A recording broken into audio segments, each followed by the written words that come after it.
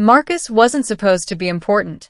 He wasn't a scientist or a soldier, or one of the polished diplomats stationed aboard Argosy Reach, humanity's largest deep space diplomatic hub. He was just a service worker, assigned to hospitality, tasked with maintaining morale among crews and guests who had spent too long between stars. His job was simple: serve tea, clean tables, smile when necessary. But Marcus had a habit of noticing things, like how Deck 7 always remained dim, even when the rest of the station cycled through artificial daylight, like how security patrols never entered its corridor, only stood outside, stiff and silent, as if guarding something that didn't need guarding, like how the station's AI paused, just for a fraction of a second, whenever someone mentioned it. He asked about it once. The answer came quickly. "Restricted containment zone," said Commander Ilias, not looking up from his datapad. "Hazardous material. You're not cleared." Marcus nodded, but he didn't believe it. Hazardous material didn't make trained officers look afraid. 3 days later, Marcus stood outside Deck 7 with a tray in his hands. 2 cups. A small kettle. Steam curled gently into the cold air. The guards noticed him immediately. "You're not authorized here," one said. Marcus smiled politely. "I know, but someone inside hasn't had tea in, I'm guessing, a very long time." "There is no someone inside," the other guard snapped. "It's a containment." "I'll be quick," Marcus interrupted softly. Something in his voice, calm, steady, unafraid, made them hesitate. That hesitation was enough. The door opened. The room inside was larger than Marcus expected. Empty mostly. No furniture. No visible restraints. Just a wide circular chamber with smooth, seamless walls that hummed faintly with energy. And in the center, she sat, cross-legged, still, watching. At first, Marcus thought she was human. Then she tilted her head, and the air changed. Not visibly, but it felt as though gravity had shifted slightly, like the station itself had taken a cautious step backward. Her eyes were wrong. Not in shape, not in color, but in depth. They looked like they had seen the birth and death of things Marcus couldn't name.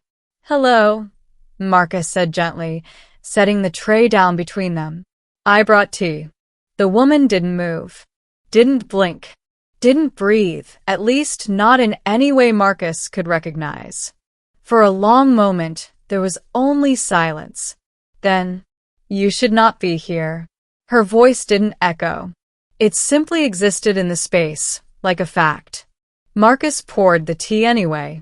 "I get that a lot," he said. Middle, the entity who was feared. Her designation was not spoken. Not officially, but Marcus learned quickly.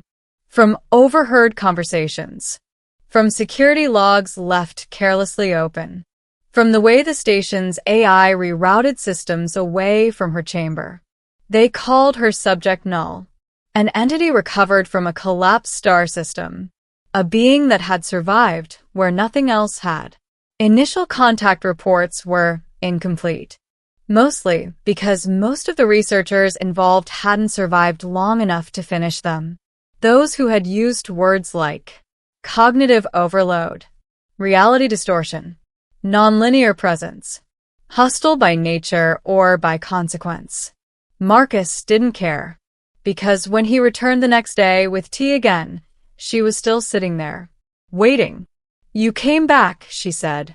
"Of course," Marcus replied. "I didn't get your name yesterday." She studied him. "Longer this time. You may call me Iria." Marcus smiled. "That's a beautiful name." Silence. Then, "You are not afraid." It wasn't a question. Marcus shrugged. "Should I be?" "Yes." "Why?" Iria didn't answer immediately. Instead, she reached out, not physically but with something else. The room flickered. For just a second, Marcus saw something impossible. Stars collapsing inward. Time folding like paper. Entire civilizations blinking out of existence, not violently but gently, as if erased. Then it was gone. Marcus blinked. Was that supposed to scare me? Yes. He took a sip of tea. It was more sad.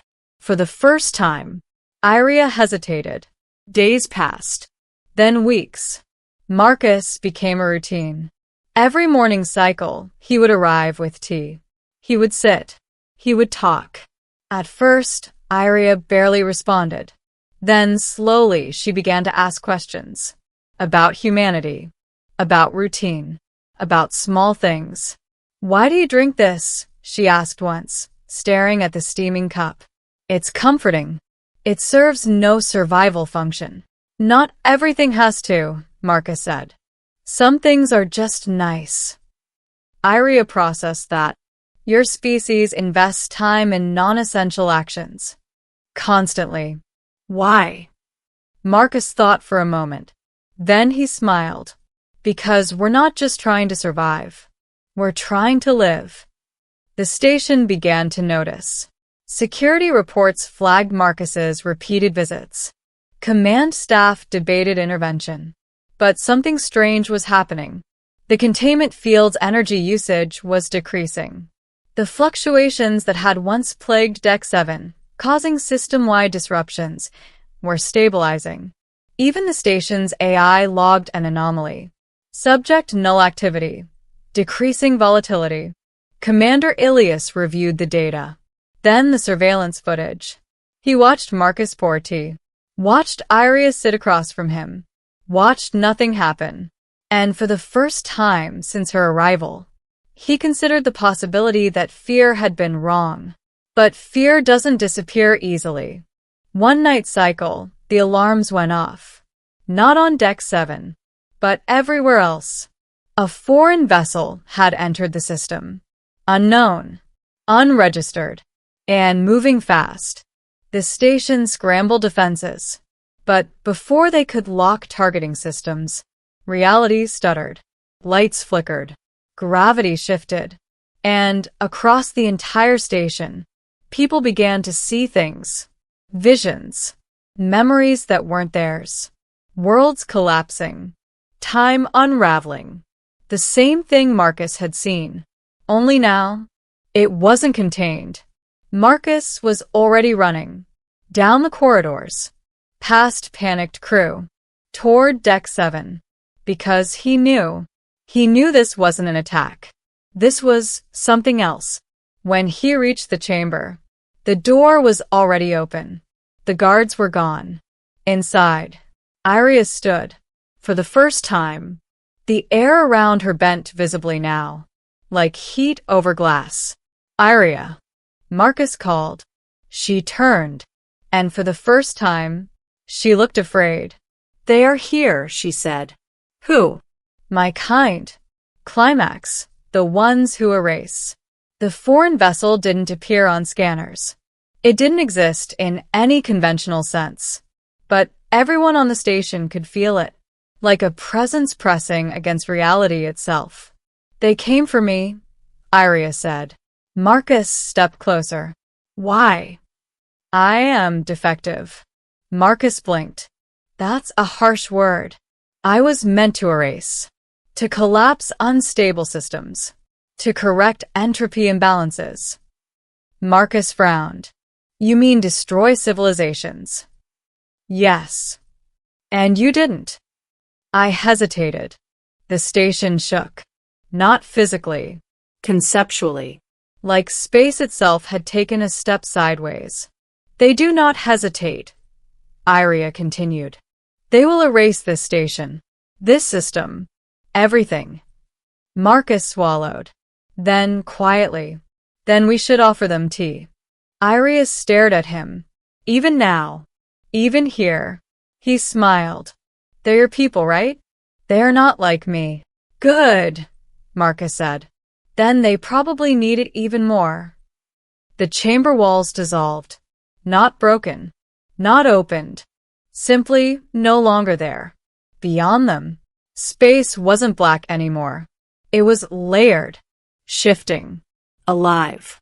And within it, shapes, not ships, not beings, but presences. Watching, evaluating. Marcus stepped forward, carrying the tray. "I don't know if you can hear me," he said, voice steady. "But hi. Welcome to Argosy Reach." The air rippled. Iria stood behind him, tense, ready. "Iria says you're here to erase us," Marcus continued. "That seems a bit extreme." The presence shifted. Pressure increased. Crew members across the station collapsed, overwhelmed. Marcus winced but didn't step back. "We're not perfect," he admitted. "We make mistakes. A lot of them. But we also learn." The pressure paused. Just slightly. Marcus took that as encouragement. "And we do weird things," he added, lifting the kettle. "Like this."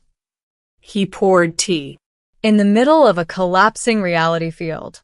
"I don't know what you are," he said, "or what you've seen, but I know this." He held up the cup. "You've never tried this." For a moment, nothing happened. Then, one of the presences shifted. Not closer, not physically, but in focus, like attention narrowing. The tea lifted, not by Marcus, not by any visible force. It simply rose, hovered, and vanished. Silence. Then, the pressure eased. Not gone, but softer, like a storm reconsidering. "They do not understand," Iria whispered. "Of course they don't," Marcus said. "Neither did you." Iria looked at him. "And yet," Marcus smiled, "you learned." Ending, the station that chose not to fear. The presences lingered, for what felt like hours, or seconds. Time wasn't behaving normally, but eventually, they began to withdraw. Not fleeing, not defeated, just leaving, as if a decision had been made, one that didn't require destruction. The station stabilized. Systems returned to normal. Crew regained consciousness. And across Argosy Reach, a single message appeared on every screen. Anomaly resolved. Threat level reduced. Iria sat again in the chamber. But it wasn't a containment anymore. The field was gone. The guards were gone. The fear, mostly gone. Marcus poured tea. "You didn't tell them to leave," he said. "I did not need to," Iria replied. "Why not?" She looked at him. Those deep, impossible eyes softer now. They experienced something inefficient. Marcus chuckled. "Tea tends to do that." "No," Iria said. She paused, searching for the right word. Then, kindness. Weeks later, Deck 7 was no longer restricted. It became something else. A quiet place. A place where people came, not out of fear, but curiosity. Some stayed at the doorway. Some stepped inside. A few even sat. Marcus was still there every day, still serving tea. Only now, there were more cups. One day, a young officer approached him. "Is it true," she asked, "that she could destroy us all?" Marcus considered that, then nodded. "Probably." The officer swallowed. "And you're not afraid?" Marcus smiled, glancing at Iria, who sat calmly nearby. "No," he said. "Why not?" Marcus handed her a cup. "Because," he said gently, "sometimes the most dangerous thing in the universe just needs someone to sit down and share a moment." Iria watched them, listened, learned, and for the first time since her creation, she chose not to erase.